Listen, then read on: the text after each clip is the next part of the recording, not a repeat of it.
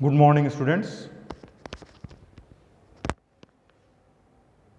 आज हम next demonstration class लेंगे examination of ligature material. I hope कि आपने एस्फीजियल डेथ्स जब लेक्चर हुए थे तो पढ़ा होगा, नहीं आपको याद आ रहा है तो आप एक बार उसको रिव्यू कर लीजिए।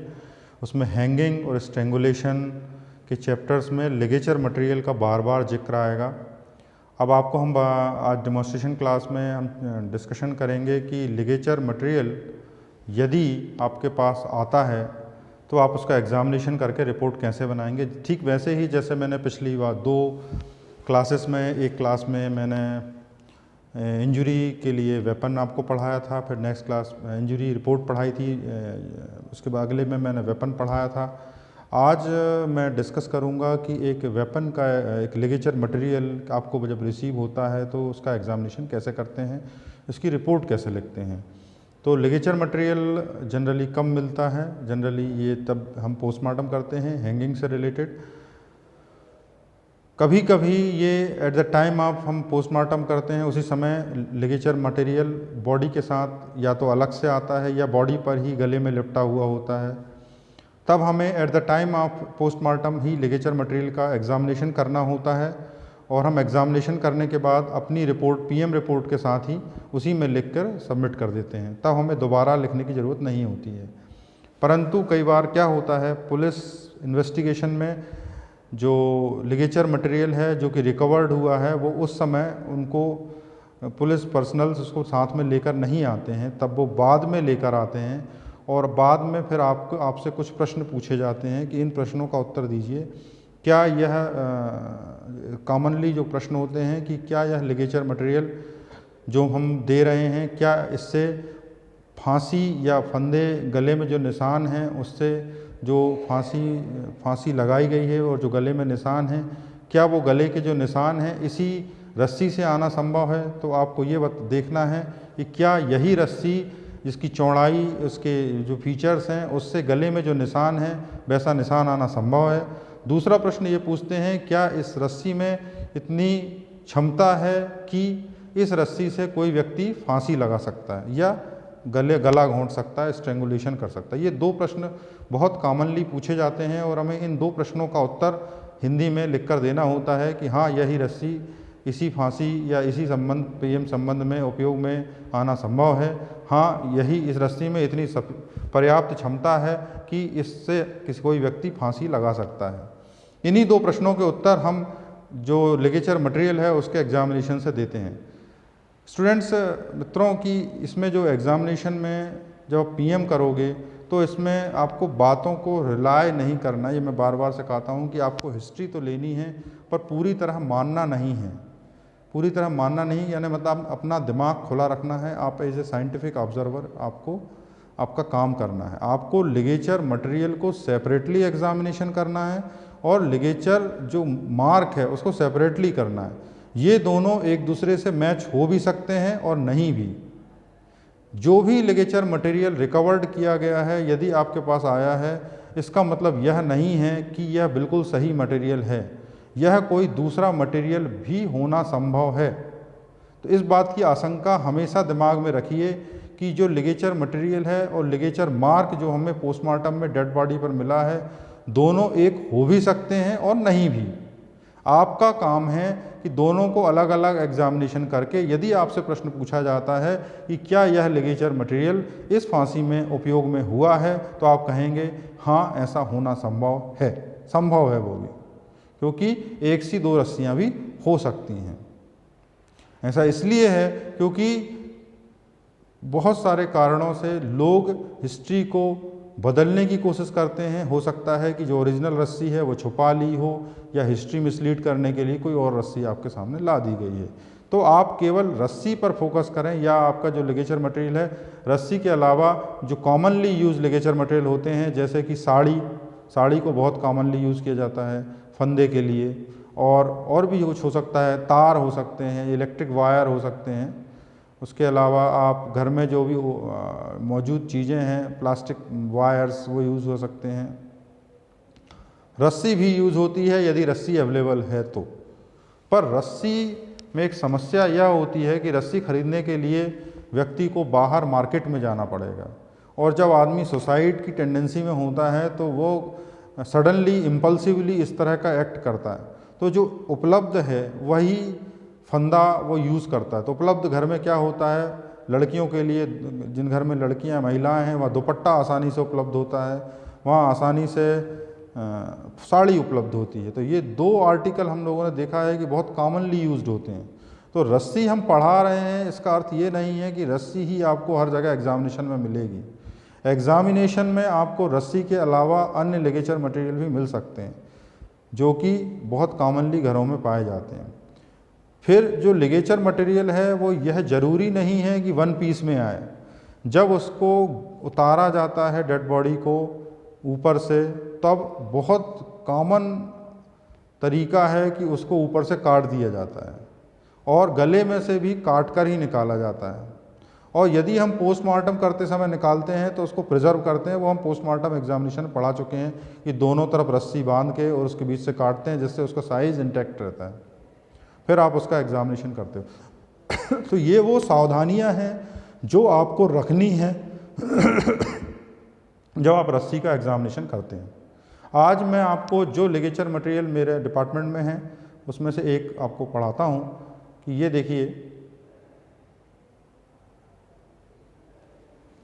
ये एक रस्सी हमारे पास है जो हम आपको पढ़ाने के लिए हमने बाज़ार से म्यूज़ियम में रखी हुई है। तो लिगेचर में जो इम्पॉर्टेंट चीज़ हमें देखनी है कि क्या जो लिगेचर मार्क व्यक्ति में आया है क्या वह इस रस्सी से आया है। तो इसका सबसे पहले तो हम देखेंगे कि मटेरियल क्या है। तो देखिए इसमें सिल्की मटेरियल है तो इसको मैंने लिखूंगा कि सिल्क है। एक और रस्सी मेरे पास है, ये भी सिल्क की है। और भी रस्सियाँ होती हैं, जैसे नायलॉन की रस्सी होती है, जूट की रस्सी होती है। सबसे पहले आपको इसका कलर और इसका मटेरियल लिखना है। मटेरियल क्या है, वो यूज़ हुआ है, सिल्क का मटेरियल यूज़ हुआ है और ये वाइट कलर की रस्सी है। फिर इसकी मैंने लंबाई नाप ली। मेरे पास एक टेप रखेंगे, हम उस टेप से ऐसे करके इसकी लंबाई नापेंगे। तो ऐसे लंबाई करके मैंने देखा कि ये करीब 9 फीट है। तो लंबाई हमने लिख दी 9 फीट। 9 फीट लंबी ये रस्सी है। फिर एक बहुत महत्वपूर्ण है कि जो गले में निशान है उसका लंबाई से कोई लेना देना नहीं है, उसकी विड्थ से लेना देना है। तो जो रोप है, रोप की एक विड्थ होती है, ये देखिए, ये हमने इसको नापा तो ये करीब 1.2 सेंटीमीटर है। ठीक है। तो इसकी जो ब्रेथ है, ये चौड़ाई, यही वो चौड़ाई है जो गले में निशान बनाएगी। समझ रहे हैं। यदि हम दुपट्टा यूज़ करते हैं, यदि हम साड़ी यूज़ करते हैं तो कई बार क्या होता है कि मार्क बहुत फेंट होता है और चौड़ा होता है। यदि हैंगिंग पार्शियल है तब भी मार्क जो है बहुत फेंट होता है। तो उन स्थितियों में हमें कन्फ्यूज़न हो सकता है कि इसे हैंगिंग हुई है कि नहीं हुई है। फिर उसके जो डिटेल में लिगेचर मार्क का एग्जामिनेशन है कि उसके नीचे क्या पैचियल हेमरेज मिलेगी या और कौन से फीचर्स मिलेंगे, वो आपको हैंगिंग के डिस्क्रिप्शन में पढ़ाया गया है। यहाँ मैं थोड़ा सा उसके बारे में बस आइडिया दे रहा हूँ। आप अपनी बुक्स में उसको दोबारा पढ़िए, आपको कोई प्रॉब्लम होती है तो आप हमें पूछ सकते हैं। अब ये लिगेचर मटेरियल जो है, इसकी मैंने लंबाई लिख ली। लंबाई लिखने के बाद इसकी मैंने चौड़ाई लिख ली। अब यदि इसमें कोई नॉट है, जैसे सपोज दैट कि आपके पास जो रिकवर्ड हुआ तो उसमें मान लीजिए कि एक फिक्स नॉट है जो आपके दिमाग में है कि एक नॉट लगी होती है, ये इस तरह से फंदा मिलता है। तो आप इसको कैसे डिस्क्राइब करोगे कि fixed not present over one and and the loop. फिर आप इसको लूप को नापोगे कि ये जो लूप है, ये लूप कितना बड़ा है। तो ये 22 सेंटीमीटर करीब इसकी लंबाई है, ये लूप की। दिस लूप आपको मैंने जब पोस्टमार्टम पढ़ाया था तब आपको बताया था कि जब आप हैंगिंग की पोस्टमार्टम करोगे तो जो एग्जामिनेशन होगा उसमें आप नेक सरकमफ्रेंस नापोगे। फिर आप उस नेक सरकमफ्रेंस को इस लूप की जो सरकमफ्रेंस है उससे मैच करोगे कि क्या ये लूप और उसकी जो नेक सरकमफ्रेंस है वो इक्वल है। तो ये भी इंपॉर्टेंट फाइंडिंग है। नेक सरकमफ्रेंस देखने के बाद आप इस नॉट को डिस्क्राइब करोगे कि ये फिक्स नॉट है। अब सपोज दैट इसको हम पढ़ा चुके हैं कि मान लीजिए कि इसमें लूप है, किसी ने फंदा ऐसे लगाया है लूप बना के, ये लूप बन गया। ये फिक्स नहीं होता, ये स्लाइडिंग होता है। तो आप बोलोगे कि लूप प्रेजेंट। फिर किसी ने मान लीजिए कि लूप भी नहीं बनाया है, एक स्लाइडिंग नूज होती है, एक ऐसी गाठान जो कि स्लाइड हो सकती है, ठीक है।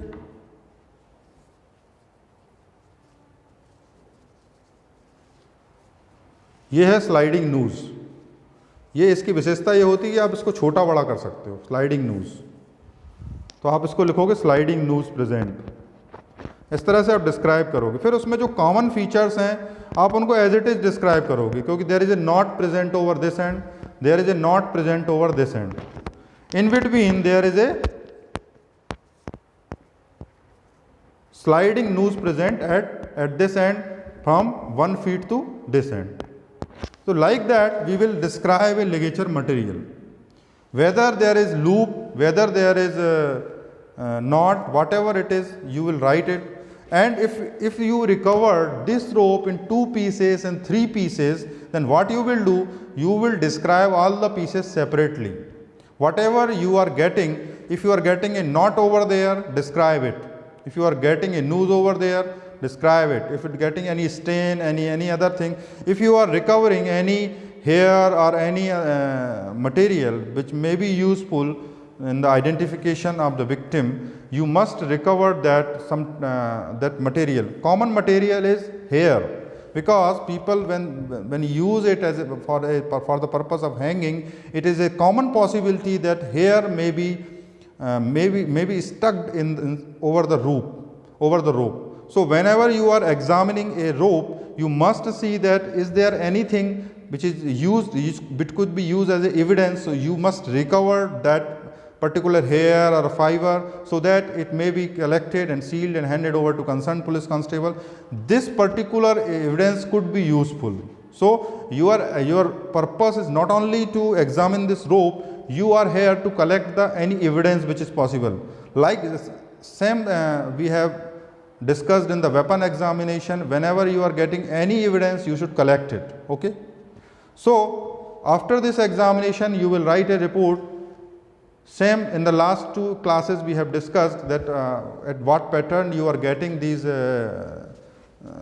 kinds of articles. You are getting an envelope or you are getting a plastic sheet, whatever it is, sealed sheet or unsealed sheet, along with a police constable is coming to your department, and you will get it and you will unseal that packet and you will recover that material, like that rope, and you will write the report in that manner. I discussed you previously. You